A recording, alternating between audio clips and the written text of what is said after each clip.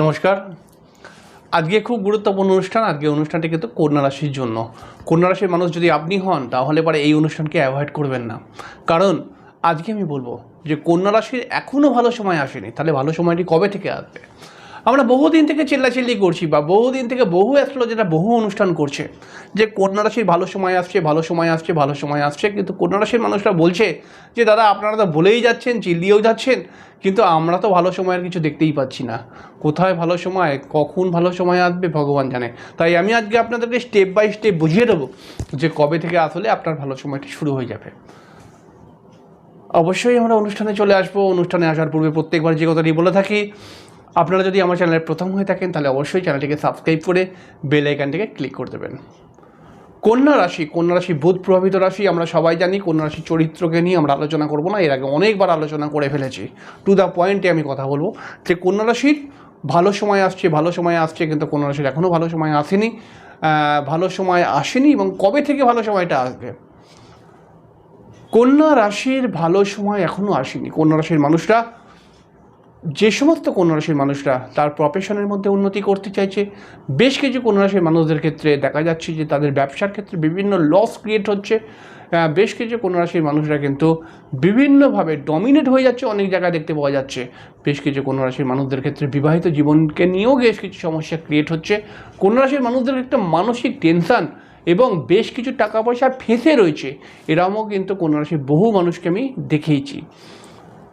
কন্যা রাশির ঠিক নবম স্থানের মধ্যে বৃহস্পতি এসে অবস্থান করছে, অর্থাৎ 1 মে থেকে বৃহস্পতি ঠিক নবম স্থানে চলে এসছে।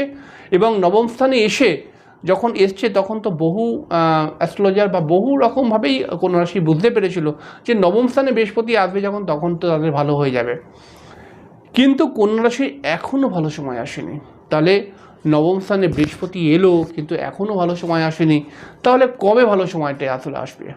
আর ভালো সময়টা আসলে পারে আমাকে কি দেবে, এই নিয়ে যদি আপনার প্রশ্ন থাকে অবশ্যই অনুষ্ঠানটাকে ভালো করে দেখুন।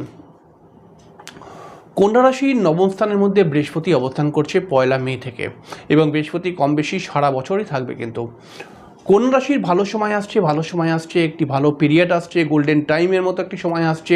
তো এই কথাগুলো কি মিথ্যে? না, এই কথাগুলো সত্যি কথা। কন্যা রাশি অবশ্যই ভালো সময় আসছে, এবং আপনি যদি কন্যা রাশির মানুষ হন তাহলে পরে প্র্যাকটিক্যালি দেখবেন যে সত্যি আপনার ভালো সময় আসছে। তবে তবে তবে অনেক রকম ব্যাপার রয়েছে। জ্যোতিষ কোনো সামান্য শাস্ত্র নয়, আরও অনেক কিছু বুঝতে হবে জ্যোতিষে। আমরা জানি কন্যা রাশির ক্ষেত্রে বৃহস্পতি মারক এবং বাধক, তাই না? কিন্তু বৃহস্পতি নৈসর্গিক শুভ গ্রহ একটি। তাহলে এই দুটো ফলই কিন্তু কন্যা রাশি পাবে। অর্থাৎ বৃহস্পতির নৈসর্গিক শুভত্বের একটি ফলও পাবে, নবম ঘরে বৃহস্পতি এসে যাওয়ার ফলে একটি শুভত্ব পাবে, এবং মারক বাধকেরও কিন্তু ফল পাবে। আপনারা এই ফলটাকে অ্যাভয়েড করবেনই না, এটা পাবেন দেখবেন। তাহলে এটা কেমন করে হবে?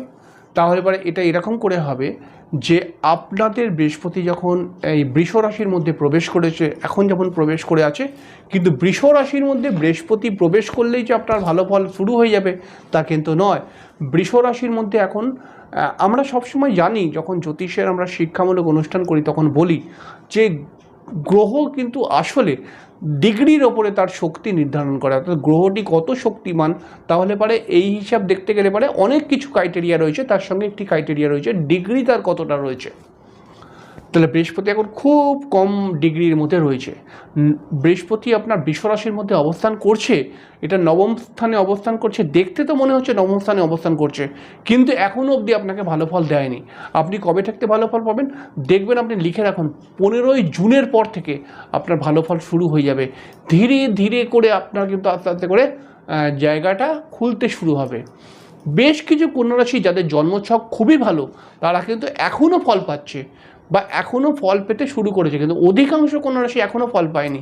তার কারণ হচ্ছে যে তাদের জন্মছকের মধ্যে বৃহস্পতির অবস্থান যদি খুব ভালো না থাকে, তাহলে পারে বৃহস্পতি এই গোচরের মধ্যে যতক্ষণ একটুখানি এগোবে ততক্ষণ কিন্তু এদেরকে ভালো ফল দেবে না। এবং কন্যা রাশির যখন বৃহস্পতি 10ই জুন থেকে 15ই জুন থেকে চলে যাবে 15ই জুনটা, তখন কিন্তু দেখতে পাবেন আপনি যদি কন্যা রাশির মানুষ হন তাহলে মিরাকেলভাবে আপনার লাইন খুলতে শুরু হয়ে যাবে। হঠাৎ কোনো নতুন কোনো কাজবাজের সঙ্গে আপনার যোগাযোগ হবে। দীর্ঘদিন থেকে যে সমস্ত বাধা হয়েছিল, যে সমস্ত কাজগুলোর মধ্যে বাধা পড়েছিল, সেই কাজগুলো কিন্তু খুলে আসবে এবং আপনার কিন্তু নতুন ভাগ্যের উন্নতির একটি রাস্তা বা একটি দরজা কিন্তু খুলেই যাবে।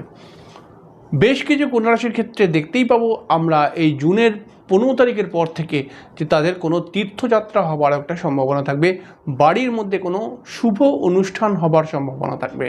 তবে ওই যে বৃহস্পতি বললাম মারক এবং বাধক, তো ওর ফলটাও দেবে। ওর ফলটা কেমন করে দেবে? যদি আপনার পিতা থাকে তাহলে পারে আপনার পিতার কিন্তু শরীর স্বাস্থ্য খারাপ হতে পারে। এছাড়াও কিন্তু আপনাদের বিবাহিত জীবনে কিছু সমস্যা ক্রিয়েট করে দেবে কিন্তু বৃহস্পতি, কারণ বৃহস্পতি আপনাদের সপ্তম স্থানের অধিপতি। সপ্তম স্থানের অধিপতি অবশ্যই ঠিক আছে, ভালো, কিন্তু আপনাদের মারক বাধক যেহেতু আপনাদের রাশির মধ্যে দৃষ্টি দিচ্ছে, তাই আপনারা কোথাও বিবাহিত জীবন নিয়ে খুঁতখুঁতানি ব্যাপার, বিবাহিত জীবন নিয়ে মানসিক স্যাটিসফ্যাকশান নেই, এরকম একটা ব্যাপার কিন্তু ক্রিয়েট করবে। বৃহস্পতি রাশির নবম স্থানে থেকে আপনাদের কিন্তু ঠিক তৃতীয় স্থানের মধ্যে দৃষ্টি দেবে। এর ফলে কিন্তু হঠাৎ আপনার ভাই বোনদের সাথে কিছু মনোমালিন্য ক্রিয়েট হবে। দেখুন, বৃহস্পতি যখন তৃতীয় স্থানে দৃষ্টি দিচ্ছে তখন কিন্তু এটা একটা মনোমালিন্য জায়গা কিন্তু আনতে হবে। মারপিট নয়, মারপিট করবে ত্রিমঙ্গল রাহু, কিন্তু বৃহস্পতি একটা মনোমালিন্য ক্রিয়েট করে দেবে। এবং বৃহস্পতি আপনাদের ঠিক রাশির পঞ্চম স্থানে দৃষ্টি দিচ্ছে। এর ফলে কিন্তু আপনাদের পড়াশোনাটা বৃদ্ধি হবে, পড়াশোনার মানটা বৃদ্ধি হবে এবং আপনাদের সন্তানরা ভালো চাকরি পেতে পারে। যদি আপনাদের সন্তান থাকে তো যদি চাকরি করার মতো হয় তার বয়স, তাহলে পরে তারা ভালো চাকরি পাবে এবং সন্তানদের একটা পজিটিভিটি দেখতে পাওয়া যাচ্ছে। কিন্তু সন্তানদের সাথে আপনাদের কোনো ছোটোখাটো বিষয় নিয়ে মনোমালিন্য আসতে পারে বা সন্তানের হঠাৎ কোনো শারীরিক সমস্যা ক্রিয়েট হতে পারে। এই ফলগুলো পাবেন কিন্তু আপনি 15 জুনের পর থেকে।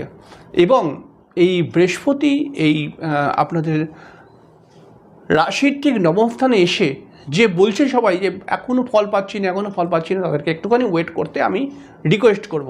এবং সব থেকে বড় ফল যেটা, এই বৃহস্পতি রাশির নবম স্থানে এসে আপনাদের ঠিক রাশির মধ্যে দৃষ্টি দেবে। এর ফলে কিন্তু আপনাদের সামনে একটি পর্দা খুলে যাবে এবং আপনি নিজেই বুঝতে পারবেন যে আগে আমি কত ভুল করেছি, কত ভুল করেছি, যার জন্য আমার সমস্যাগুলো এসেছিলো। এখন আপনি অনেক সতর্কভাবে কিন্তু এগোবার চেষ্টা করবেন, দেখবেন এইরকমই ফলগুলো কিন্তু ক্রিয়েট হবে। এবং আলটিমেটলি এই বৃহস্পতি 15 জুনের পর থেকে অবভিয়াসলি আপনাকে আর্থিক উপার্জন দেবে। আর্থিক উপার্জনেরটা গ্যারেন্টি আমি দেবো না, কারণ জন্মছকের ওপর ডিপেন্ডেন্ট।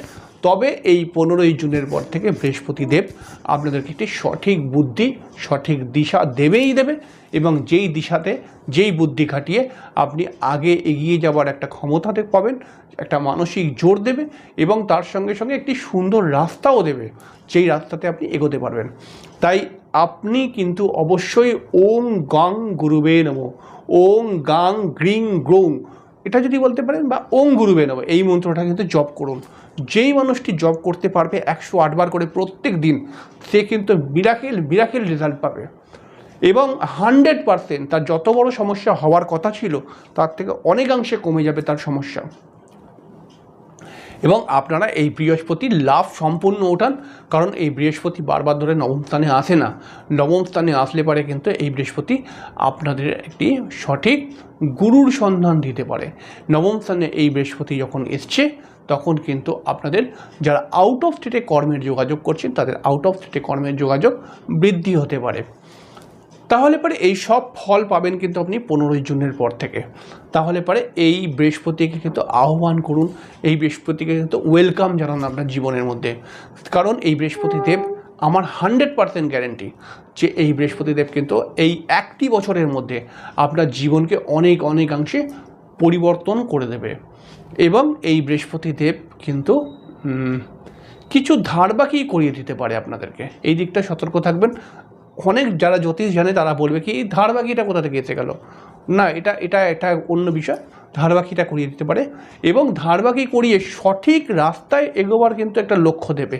অর্থাৎ ধারবাকি হয়তো হলো, কিন্তু সেই পয়সাটা আপনি সঠিক কাজে লাগালেন, এতদিন ধরে ভুল কাজে লাগাচ্ছিলেন, এটা সঠিক কাজে লাগাবে। তাহলে পরে এই বৃহস্পতিকে আপনি ওয়েলকাম জানান, এই বৃহস্পতি আপনার জীবনকে 2024-এ পরিবর্তন করবেই করবে। পরবর্তী সময়ে আমি আলোচনা করব বৃহস্পতি দেব মধ্যিখানে একটু বক্রি হয়ে থাকবে, মানে মোটামুটি বেশ কিছুদিন বক্রি থাকবে। তাহলে বক্রি হওয়ার ফলটা কী হবে এটা নিয়েও আমি আলোচনা করব। অবশ্যই অ্যাস্ট্রোটিপ দেখতে থাকুন। অনুষ্ঠানটি ভালো লাগলে পরে একটি লাইক দেবেন। আপনার কোনো মূল্যবান বক্তব্য থাকলে অবশ্যই কমেন্ট করে জানাবেন, এবং আপনি অবশ্যই জানাবেন যে আপনি এখন কেমন আছেন, আপনি সত্যিই ভালো আছেন বা বৃহস্পতি দেবের ফল পাচ্ছেন না এখন অবধি পাননি, অবশ্যই জানাবেন। আর চ্যানেলটিকে সাবস্ক্রাইব করে বেল আইকনটাকে ক্লিক করে দেবেন। আজ এখানে শেষ করলাম, পরের দিন দেখা হবে। ততক্ষণের জন্য নমস্কার, অনেক অনেক অনেক ভালো থাকবেন। শুভরাত্রি।